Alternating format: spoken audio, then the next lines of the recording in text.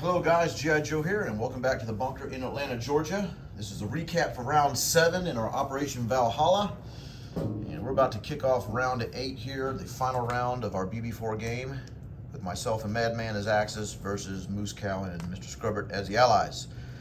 And man, this has been a very, as Moose Cow said, a very unorthodox game. Lots of interesting stuff has been happening. And so let's kind of give a flyover here of what happened in round 7, give you an idea.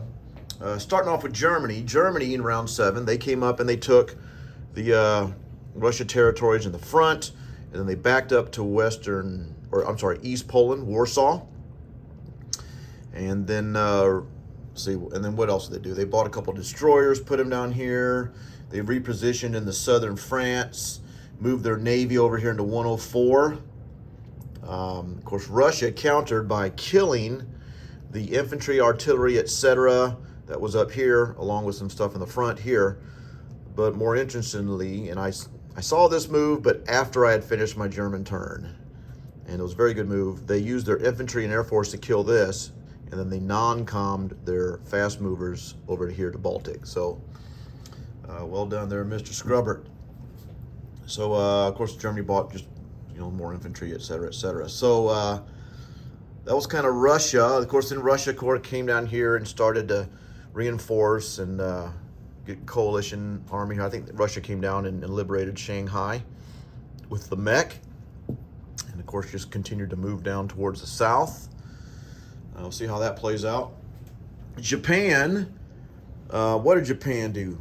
I can't remember what Japan did. Actually, I think they reinforced the Philippines, consolidated in Yunnan. They, of course, Japan has all 5 oil islands now, 1, 2, 3, 4, 5. Oh yeah, they brought a bomber down here and killed the Commonwealth transport and then landed back in Dutch New Guinea. So that was interesting. They reinforced the Philippines, as I said. They bought some more ships here. Japan has been buying blockers and sending them up to 20 to keep the U.S. from coming down. And so now it's to a point where something's got to give, right, into the game. U.S. encountering came and took Hong Kong. So they committed their transports and forces to Hong Kong. But they still have a formidable fleet there. We'll see what happens here on round 8. And of course, they came and moved some forces down to Anhui, they railed some tanks and mechs down here to Anhui from the Korea factory, dropped an air base there. So kind of see what's going on there. And then over here, they reinforced down here in northwestern Iran.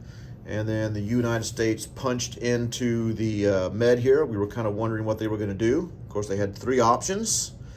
And I figured this would be the option that they would go for. And there was one other option I thought they might do.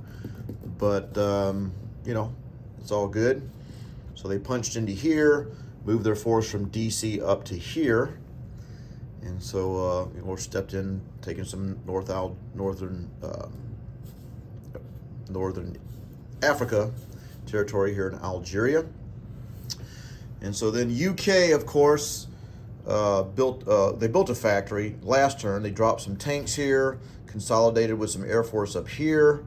UK then flew over and killed a couple Italian tanks that were sitting here and then landed there. The Italian tank did kill 1 bomber. And then, of course, they moved their transport and cruiser from 91 up into 92. So obviously getting ready to do some type of push here in the Med. Let's see here. After that, Italy bought some destroyers, some ships, repositioned in the Mediterranean for some blocking. They purchased an air base. They were in Ethiopia. They kind of consolidated back to Egypt. They did come down and take Kenya and Tanganyika. And but then the Commonwealth came back and took Tanganyika back on their Commonwealth term that just ended.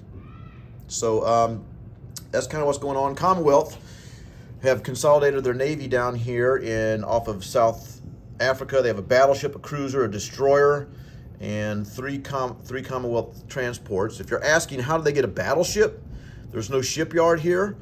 Simple. They have shipyard tech, which means they can build ships for cheaper price, and they're allowed to build capital ships, thus the battleship, off of a minor complex, even if there's not a shipyard here. So we'll see how that plays out. And I think that's kind of it. They repositioned. They dropped some more transports down here in 62 to make a final push for some islands. Reposition some subs down here. So we're getting ready for round 8, guys. We'll see what happens. It's really tight. I think the Axis are at 13 points. Nope, they were at 13. Now they're back down to 12 because the horn was taken away. So let me take that away. So as it stands, we're at 12 points. I think that's right. Yeah, because they took Hong Kong away. So we'll see how this next round goes. We still have a couple points in play. Very, very interesting. This has been a very different game, and should be a humdinger here. Round 8 should go kind of fast. Purchases don't really matter unless you're going to save a point from being taken. So there's no point in even wasting time with that. And collecting money doesn't matter because we're not going to be spending money in round 9. So the only reason to count up money and all that is for the Axis if there's a potential Imperial or Reich point to go on, but that's not going to happen, so there's no point in that. So this is really make a purchase if you can save a point from being taken, and combat. And the only combats that really matter in this round are the combats that are going straight for points or to can open for your allies to take a point on their turn.